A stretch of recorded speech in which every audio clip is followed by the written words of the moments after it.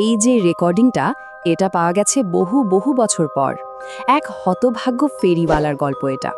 এক ভয়ঙ্কর বর্ষার রাতে সে এমন এক আসরে আশ্রয় নিয়েছিল যা তার জীবনটাকেই বদলে দিয়েছিল চিরকালের জন্য। চলুন এই প্রশ্নটা মাথায় নিয়েই আজকের এই অদ্ভুত গল্পটার ভেতরে ঢোকা যাক। গল্পের যে নায়ক, তার নাম মধুসূদন। পেশায় সে একজন সাধারণ ফেরিওয়ালা। কিন্তু সেই রাতটা একদমই সাধারণ ছিল না। এমন ঘোর অন্ধকার, এমন অবিরাম বৃষ্টি সে তার জীবনে আগে দেখেনি। ভয় আর একাকিত্ব যেন তার রক্তে মিশে যাচ্ছিল। যখন মধুসূদন প্রায় মেনে নিয়েছে যে এই ঝড়েই তার জীবন শেষ, যখন সব আশা ফুরিয়ে আসছে, ঠিক তখনই অন্ধকারের বুক চিরে এক চিলতে আলো দেখতে পেল সে। ওই টিমটিমে আলোটাই তখন ওর কাছে যেন বেঁচে থাকার একমাত্র ইশারা। ভয় আর কৌতূহল মেশানো এক অনুভূতি নিয়ে ও এগিয়ে গেল। গিয়ে দেখল একটা পুরনো জীর্ণ চায়ের দোকান, যার চালার ওপর আবছা করে লেখা বিপিন দাসের চায়ের দোকান। বাইরে থেকে জায়গাটা অদ্ভুত রকম শান্ত লাগছিল। দোকানে পা রাখতেই প্রথমে নাকে এলো ওই ভেজা মাটির উনুনের একটা সোদা গন্ধ। তারপর সে দেখল হারিকেনের কাপা কাপা আলোয় এক অদ্ভুত আরামের পরিবেশ তৈরি হয়েছে। দোকানের মালিক হাসি মুখে তাকে ভেতরে ডাকল। তার নিচু গলার স্বরটা শুনে মধুসূদনের ভয়টা যেন অনেকটাই কমে গেল। কিন্তু দোকানে ঢোকার পর মধুসূদনের চোখ আটকে গেল। আরও ৩ জন খদ্দের ছিল সেখানে। তারা নিজেদের মধ্যে নিচু গলায় কথা বলছিল বটে, কিন্তু ওদের ঘিরে ছিল কেমন একটা অস্বাভাবিক নীরবতা। ওদের চোখে মুখে ছিল এক বিচিত্র পাথরের মতো ভাবলেশীন চাহনি। মধুসূদন বেচারা এই ভারী পরিবেশটা একটু হালকা করতে চেয়েছিল, একটা সাধারণ আড্ডা জমাবার চেষ্টা আর কি। সে কি আর জানতো যে তার এই সামান্য চেষ্টাই সেই রাতের ভয়ঙ্কর ঘটনাগুলোর দরজা খুলে দেবে? এই অস্বস্তিকর নীরবতাটা ভাঙার জন্য মধুসূদন একটু ঠাট্টার ছলেই বলে উঠল, এমন ভুতুরে রাতে তো একটা জম্পেশ ভূতের গল্প না হলে চলেই না, কি বলেন? সে জানত না সে কোনো গল্প শোনার প্রস্তাব দেয়নি, বরং এক পুরনো অভিশাপকে ডেকে এনেছে। ওর কথা শুনে দোকানের এক কোণে বসে হুকো টানতে থাকা এক বুড়ো, নাম হরিদাস, মুখ খুললেন। তার গলার স্বরটা ছিল কেমন যেন পুরনো দিনের মতো ভারী। তিনি এই গ্রামেরই এক মর্মান্তিক কাহিনী বলতে শুরু করলেন। ভালোবাসা, হিংসা আর অবিচারের এক গল্প, যা ঘটেছিল আজ থেকে ৫০ বছর আগে। গল্প যত এগোতে থাকলো, দোকানের ভেতরের পরিবেশটাও যেন আরও ভারী হতে শুরু করলো। খদ্দেরদের মধ্যে অদ্ভুত সব পরিবর্তন দেখা যাচ্ছিল। আর ঠিক তখনই মধুসূদন এমন একটা কাজ করে বসল যা তার ভাগ্যকে চিরদিনের মতো বদলে দেবে। হরিদাস যখন গল্পের গভীরে যাচ্ছেন, মধুসূদন খেয়াল করল যে অন্য ২ জন খাদ্যের মুখ চোখ কেমন যেন পাল্টে যাচ্ছে।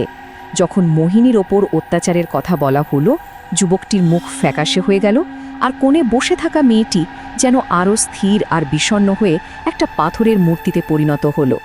হঠাৎ সেই যুবক, যাকে সবাই প্রতাপ বলে ডাকছিল, সে যেন আগুনের মতো জ্বলে উঠল। চোখ দুটো যেন ঠিকরে বেরিয়ে আসবে। সে চিৎকার করে বলল, চুপ করুন, আর একটা বর্ণও শুনতে চাই না আমি, সব মিথ্যে। তার এই চিৎকারে দোকানের শান্ত পরিবেশটা যেন কাচের মতো ভেঙে চুরমার হয়ে গেল। মধুসূদন তো কিছুই বুঝল না, ভাবল হয়তো পুরনো কোনো পারিবারিক ঝামেলা। সে পরিস্থিতি শান্ত করতে তার ঝুড়ি থেকে এক গোচ্ছা টকটকে লাল ছুরি বের করে চুপচাপ বসে থাকা মেয়েটার দিকে বাড়িয়ে দিল। সে জানত না এই সাধারণ লাল ছুরি সেদিন জীবিত আর মৃতর জগতের মধ্যেকার সেতু হয়ে উঠবে।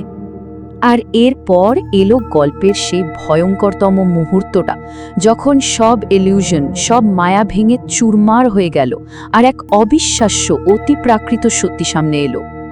মেয়েটি চুড়িগুলো হাতে নিয়ে এক অদ্ভুত শীতল গলায় বলল এই দুর্ভাগ্যজনক কথাগুলো। আর ঠিক সেই মুহূর্তে এক বরফ শীতল দমকা হাওয়া যেন পুরো দোকানটা কাঁপিয়ে দিয়ে গেল, আর এক তীব্র শীতল স্রোত মধুসূদনের শিরদাঁড়া বেয়ে নেমে গেল। দোকানের হারিকেনটা দপ করে নিভে গেল।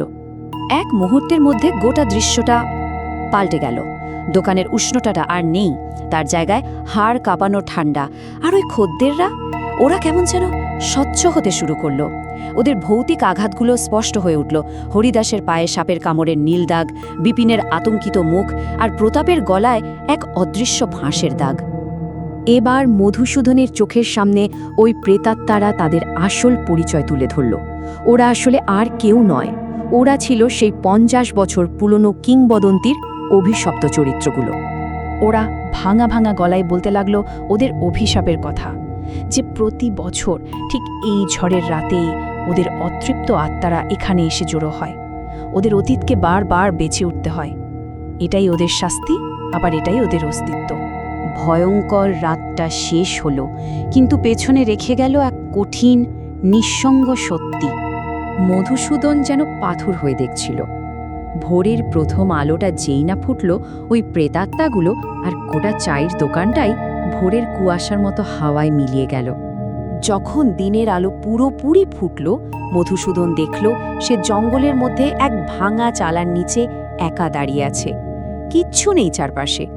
গত রাতের সে ভয়ঙ্কর ঘটনার একমাত্র সাক্ষী হিসেবে মাটিতে পড়ে আছে শুধু ওই টকটকে লাল চুড়িটা। গল্পটা এখানেই শেষ হতে পারত, কিন্তু শেষ হয় এক গভীর উপলব্ধি দিয়ে, যা শোনাচ্ছেন সেই রাতের একমাত্র সাক্ষী, বৃদ্ধ মধুসূদন। আর এখানেই আমরা গল্পের শুরুতে ফিরে আসি। এবার আমরা বুঝতে পারছি যে এই রেকর্ডিংটা, এই গল্পটা যে বলছে, সে স্বয়ং মধুসূদন, যে এখন বুড়ো হয়ে গেছে, আর সেই অভিশপ্ত রাতের স্মৃতিটা আজও তাকে তাড়া করে বেড়ায়। তো গল্পটা শেষে আমাদের কাছে এই প্রশ্নটাই রেখে যায়, যখন চোখের সামনে কোনো অন্যায় হয় আর আমরা সবাই চুপ করে থাকি, সেই নীরবতা কি এমন এক অভিশাপের জন্ম দেয় যা জীবিতদেরও মৃতের মতো বাঁচিয়ে রাখে? বন্ধুরা, তোমাদের ছোট্ট একটা সাপোর্টই আমার বড় অনুপ্রেরণা। নিচের লাল বাটনটা একবার টাচ করে দাও প্লিজ।